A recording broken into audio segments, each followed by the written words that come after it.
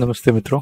तो पिछले वीडियो में हमने सब देखा कि कैसे एनवायरनमेंट बेसिक एनवायरनमेंट सेट किया और साथ ही कैसे हमने ये फ्लावर वास एक छोटा प्लांट मग और ये ऑब्जेक्ट्स बनाए, नॉवल मग और प्लांट बनाए। तो और हमने रेंडर सेटअप भी किया, बेसिक ग्रे रेंडर का ये वाइट रेंडर का है, उसके हिसाब से हमने सेटअप किया। और अब हम इस सेटअप में आगे का काम करेंगे, आगे प्रैक्टिस करेंगे, जिसमें हम ये देखेंगे कि इसे कैसे कैसे टेक्सचर्स बनाकर अप्लाई कर सकते हैं। कोशिश करेंगे कि हमें कोई इमेज टेक्सचर यूज़ नहीं करना।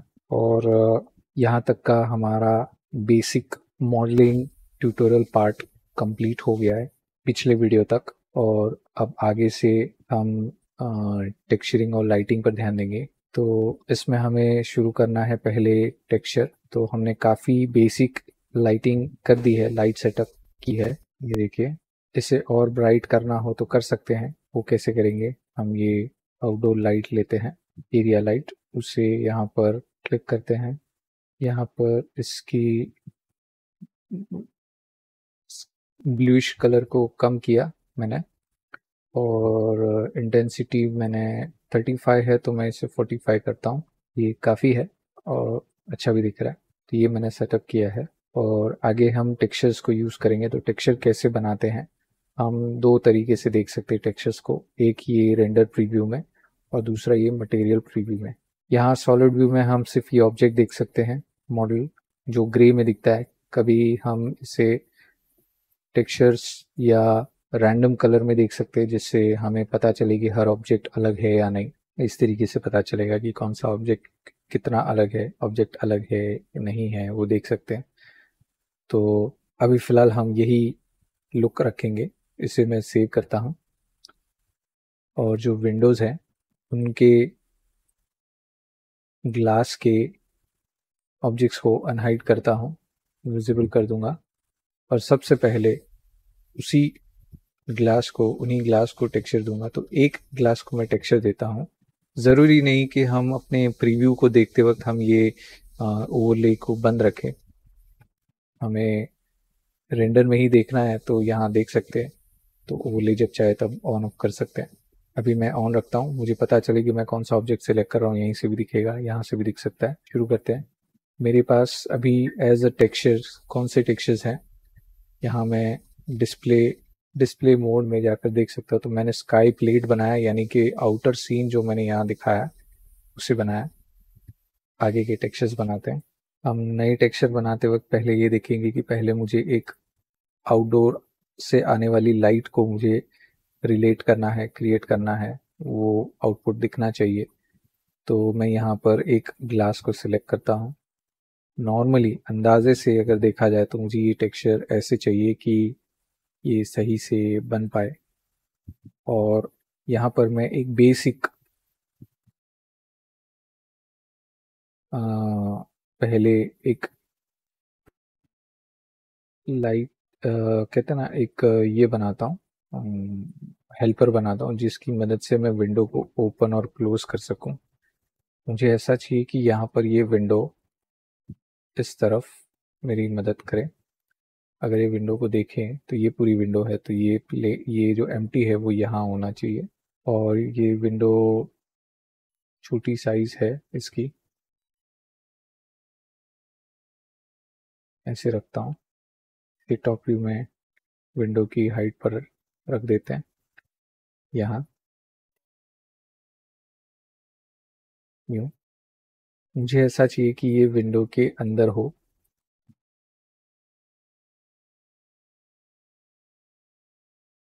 तो ये डोर और ये उसका ग्लास, ये दोनों इसके साथ सिलेक्ट होने चाहिए।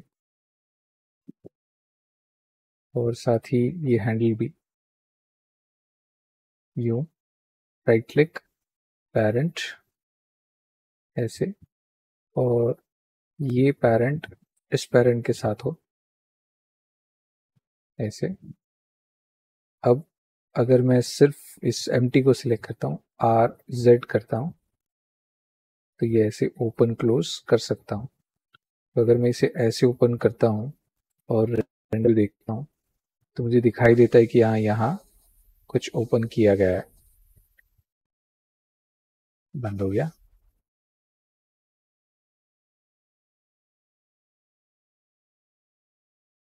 सही लग रहा है। तो ये एक मैंने बेसिक ऑप्शन बना के रखा है, मुझे ज़रूरत थी उसकी।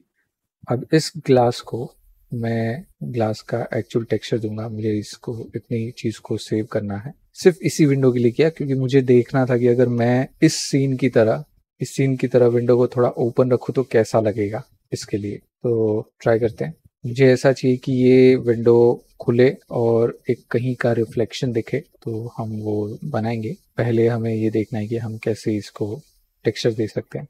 तो इसके टेक्सचर के लिए मुझे यहाँ प्रीव्यू देखना है। मैं यहाँ से भी न्यू टेक्सचर या न्यू मटेरियल बना सकता हूँ, यहाँ से भी बना सकता हूँ। ये मेरा शेडर एडिटर है जहाँ पर मैं अपने टेक्सचर्स या शेडर्स को बना सकता हूँ, मटेरियल्स को बना सकता हूँ। एक डिफरेंस समझिए, ये जो पैटर्न है या इस फैब्रिक को बनाने के लिए जो वीविंग की है, जो बनावट है, जो कलर है, वो सब टेक्सचर से दिखता है। जो वीविंग की गई है इसमें, जो इसका जो स्ट्रक्चर फिजिकली वीव यानी फैब्रिक का जो रफनेस, जो स्ट्रैंड्स है, उसके जो धागे है, उनका जो इफेक्ट है वो बम्प मैप से आता है, नॉर्मल मैप से आता है। जो टेक्सचर या जो कलर दिख रहा है वो बेस कलर यानी डिफ्यूज मैप से आता है। मैप यानी इमेज या टेक्सचर। उसके बाद इस पर जो रिंकल्स की गई है या बड़े बड़े कुछ रिंकल्स या टर्न्स है, उनको डिस्प्लेसमेंट से बनाया जा सकता है। सही जगह पर होना जरूरी है। ऐसे रिंकल्स अगर हम मॉडल में स्कल्प्ट नहीं कर सकते तो हम ऐसे रिंकल्स का टेक्सचर यूज करते हैं, जो अनरैप किए हुए सरफेस पर अरेंज करके उसे एज अ डिस्प्लेसमेंट टेक्सचर या तो डिस्प्लेसमेंट मैप के तौर पे इस्तेमाल किया जाता है। अगर ये नहीं हो सकता तो आप इसे हाइट मैप भी बोल सकते हैं, जो डिस्प्लेसमेंट मैप में या डिस्प्लेसमेंट की जगह इस्तेमाल होता है। ये ज़्यादातर ब्लैक एंड वाइट टोन्स में होता है, ब्लैक एंड वाइट कलर्स में होता है। बम्प मैप भी ब्लैक एंड वाइट कलर में होता है। नॉर्मल मैप फ्लोरोसेंट कलर्स में होता है, जिसमें और ज़्यादा बारीक डिटेल्स कैप्चर होती है बम्प मैप से ज़्यादा। और इसके चलते हम रिफ्लेक्शन या स्पेक्युलर या कोई भी ऐसा इफेक्ट ऐड करते हैं, जैसे ये ग्लॉस सरफेस दिख रहा है तो यहाँ पर जो डिज़ाइन दिख रही है तकरीबन कुछ रफनेस या थोड़ी सी अप्स एंड डाउन्स वाले पैटर्न्स की डिज़ाइन है, तो ये मॉडल किया गया है। लेकिन इस पर ये जो ग्लॉस है वो ब्लैक एंड वाइट टेक्सचर से आती है। ये कर सकते हैं जैसे यहाँ पर है। मैं जो प्रोसेस करने वाला हूँ शेडन या टेक्सचरिंग का, जिसमें हम ये सब कुछ बनाएंगे। ऑफकोर्स ऐसे टेक्सचर्स नहीं होंगे, बट हम बिना किसी इमेज टेक्सचर के हम ऐसे टेक्सचर्स बनाएंगे जिसे कहते हैं प्रोसीजरल टेक्सचर्स, प्रोसीजरल शेडर्स, जो ब्लेंडर में आसानी से बनते हैं। और भी सॉफ्टवेयर में बनते हैं, लेकिन उनमें वो दिक्कत आती है उससे बनाने की जितना आसानी से इसमें बन सकता है। हाँ, इसमें भी कभी कभी कॉम्प्लिकेटेड क्रिएशंस हो जाते हैं टेक्सचर्स के प्रोसीजरल, लेकिन जितनी अच्छी प्रैक्टिस, जितना ज़्यादा प्रैक्टिस, जितनी ज़्यादा बार उसे समझा जाता है, सारे नोड्स को समझा जाता है, तो होता है। शेडर एडिटर में ज़्यादातर टेक्सचर्स या मटेरियल्स हम नोड्स की मदद से बनाते हैं। हाँ, यहाँ से हम सारा काम कर सकते हैं, लेकिन इससे ज़्यादा खुलकर काम करना है तो यहाँ पैनल में होता है। जैसे अब मैं स्टार्ट करता हूँ, मुझे एक ग्लास टेक्सचर बनाना है। पहले न्यू पर क्लिक करेंगे, ऐड अ न्यू मटेरियल। मैं यहाँ से मेरी शॉर्टकट को ऑन करता हूँ। अब यहाँ पर न्यू टेक्सचर है, ये क्लिक किया। उसके बाद मैं इसे नाम दूंगा विंडो ग्लास। अब ये नाम इसलिए दिया क्योंकि मैं मटेरियल के भी लिस्ट को समझ सकूं और साथ में उनको ढूंढ भी सकूं यहाँ जाकर कि ये टेक्सचर कहाँ है। इसे यहाँ से डिलीट करना है तो कर सकता हूँ, इसका डुप्लीकेट करना है तो कर सकता हूँ। डिफ़ॉल्ट कोई भी नया शेडर या मटेरियल बनाते हैं, ऐड न्यू क्लिक करते हैं तो ये दो नोड्स दिखेंगे। एक ये है मटेरियल आउटपुट, जिससे हमारा बनाया टेक्सचर या मटेरियल या शेडर अप्लाइड किए ऑब्जेक्ट पर दिखता है वाइल रेंडरिंग या वाइल व्यू पोर्ट प्रीव्यू। तब हमें ये समझ में आता है कि कौन सा कैसा टेक्सचर कैसे दिख रहा है, उसी से हम अपने आउटपुट को फाइंड करते हैं। बट उसके साथ होना ज़रूरी है कई नोड्स जिससे ये टेक्सचर बना सकते हैं। अब यहाँ प्रिंसिपल BSDF जो नोड है वो एक शेडर नोड है, ये आउटपुट नोड है। शेडर नोड हेल्प करता है हमें टेक्सचर बनाने के लिए, या तो बनाए टेक्सचर्स के जो नोड्स का जो ग्रुप है या जो बंच है जिससे हमने टेक्सचर बनाया वो इससे कनेक्ट होता है और यहाँ से हम आउटपुट नोड में कनेक्ट करते हैं। ऐसे कई शेडर्स नोड्स है, हम आगे फ्यूचर में देखेंगे।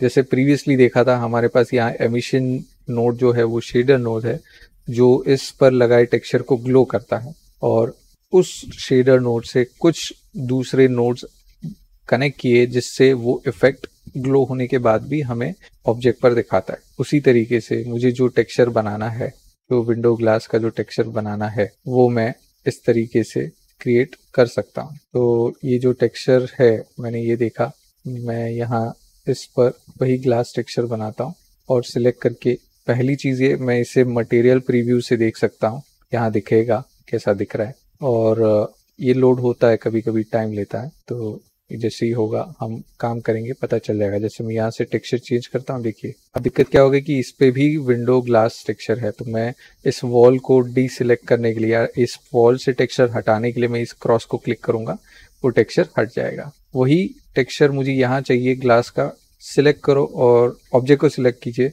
और फिर मैं विंडो ग्लास पर क्लिक करूंगा, वो टेक्सचर आ जाएगा। अब अगर मैं यहाँ से टेक्सचर पर काम करता हूँ, क्या काम करना है मुझे, ये रफनेस कम करनी है या जो भी डिफ़ॉल्ट है वो रखूँगा। अब मैं यहाँ से ट्रांसपेरेंसी को 1 करता हूँ, मैं यहाँ से अल्फ़ा कम करता हूँ, तो देखिए ट्रांसपेरेंसी आ रही है। ट्रांसपेरेंट क्लियर नहीं दिख रहा क्योंकि रफनेस है, ये देखिए बाहरी रिफ्लेक्शन आ रहा है, लेकिन ये सही नहीं दिखता, तो मुझे यहाँ दिखना है रेंडर प्रीव्यू में।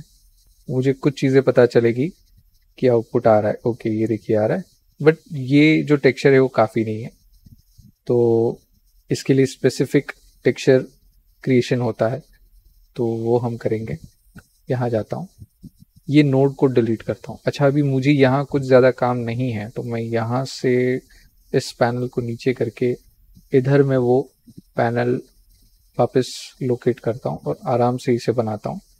तो इसे डिलीट करता हूँ, इस प्रिंसिपल BSDF को। शिफ्ट A करके इस एरिया में मैं एक एम्प्टी एरिया में एडिटर शेडर एडिटर के अंदर एम्प्टी एरिया में मैं शिफ्ट A क्लिक करता हूँ, सर्च और लिखता हूँ ग्लास। तो ग्लास BSDF और ग्लोसी BSDF इन दोनों की ज़रूरत पड़ेगी। मैं ये बनाता हूँ, फिर ग्लोसी BSDF इसे भी लेता हूँ, फिर एक ट्रांसपेरेंट BSDF भी चाहिए तो वो भी लेता हूँ, तो कुछ ऐसा रहेगा। उसके साथ मुझे चाहिए मिक्स शेडर, ये RGB अलग है और शेडर अलग है, मुझे मिक्स शेडर चाहिए। तो इतनी चीज़ों को मुझे ऐसे रखना है। इसका ये जो नोड है ये आउटपुट नोड है, ये इनपुट नोड है, तो यहाँ से मैं कलर, रफनेस, उसका इंडेक्स ऑफ रिफ्रैक्शन ग्लास का ये सब कर सकता हूँ। कुछ प्रीसेट्स है जिससे काम होता है, ज़्यादातर चेंज करना ज़रूरी नहीं होता। तो मैं ये BSDF का आउटपुट नोड इधर एक शेडर पर कनेक्ट करता हूँ, दूसरा इस एक शेडर पर, और इस मिक्स शेडर का ये आउटपुट मैं यहाँ पर कनेक्ट कर सकता हूँ। अच्छा अभी इसके आउटपुट को देखना है मुझे। आउटपुट यहाँ दिखा रहा है लेकिन यहाँ अंदर लाइट आने नहीं दे रहा, क्यों? क्योंकि ये ट्रांसपेरेंट नहीं है अभी। हम अगर डायरेक्ट देखते हैं ऐसे तो ट्रांसपेरेंट तो देगा लेकिन फिर भी काफ़ी नहीं है, तो इसके लिए हमें ऐसे काम करना पड़ता है। ये कनेक्ट कर दिया ट्रांसपेरेंसी, फिर इसे मैं अगर नोड रेंगुलर ऑन है तो आप कंट्रोल शिफ्ट और इस नोड पर क्लिक करेंगे लेफ्ट क्लिक, तो ये अपडेट देगा।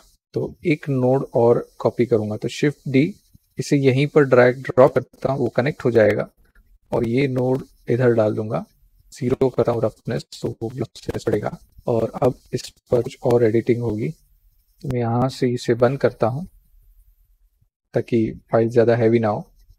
अब शिफ्ट A से फर्नेल, ये फर्नेल जो है वो इंडेक्स ऑफ रिफ्रैक्शन को हेल्प करेगा। मैं इधर ग्लास की रिफ्रैक्शन 1.550 रखता हूँ, चेक करना है तो देख सकते हैं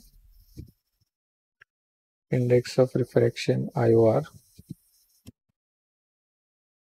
जिसमें मुझे ग्लास का रिफ्रैक्शन देखना है। तो ग्लास में ये रहा, तो 1.5 सिंपल ग्लास रिफ्लेक्शन दिखा रहा है, यानी ये उसकी ऐसी डेंसिटी है जिससे लाइट और शेडो और रिफ्लेक्शन का काम होता है।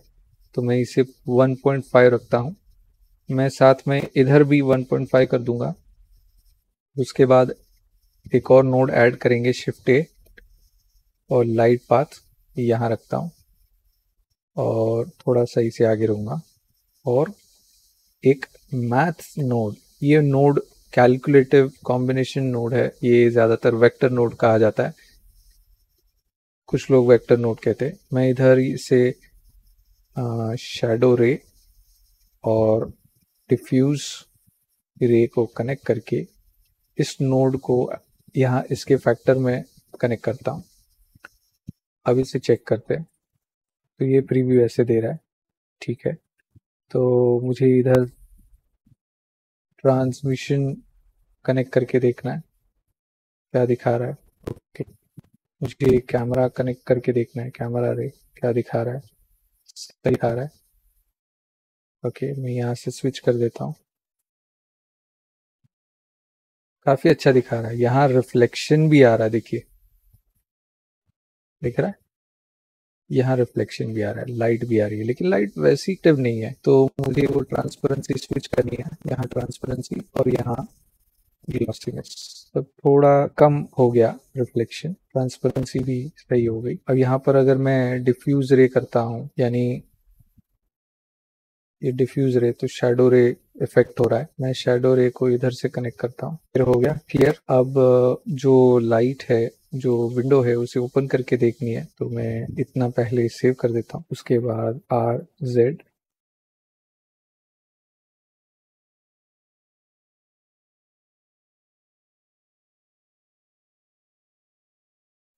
तो ये दिख रहा है मुझे, यहाँ आउटपुट लाइट आ रही है। ये लाइट यहाँ है, उसे मुझे पीछे लेना है ताकि मल्टीपल इम्पोर्टेंस जो है उसे बंद कर दूंगा तो वो रिफ्लेक्शन नहीं दिखेगा, लाइट आएगी तो इस तरीके से आएगी। तो आपको ये समझ में आ गया ये कैसे दिखता है। तो अभी के लिए तो हम इसे बंद ही रखते हैं। तो कंट्रोल सेटिंग है वो सही से हो गया, मैं वायर फ्रेम में देख सकता हूँ, यहीं पर है, ठीक है। तो इस ग्लास का इफेक्ट मैंने देख लिया। हम फिर से चेक करते हैं, वहां से भी लाइट आ रही है, यहाँ से भी लाइट आ रही है, इतना काफी है। हम बाहर कुछ ऐसा कुछ रख देंगे जिससे अच्छा दिखे, बट ये फोकस पॉइंट नहीं है, मेरा फोकस पॉइंट ये है। तो ठीक है, मिलते हैं नेक्स्ट वीडियो में। थैंक यू, धन्यवाद।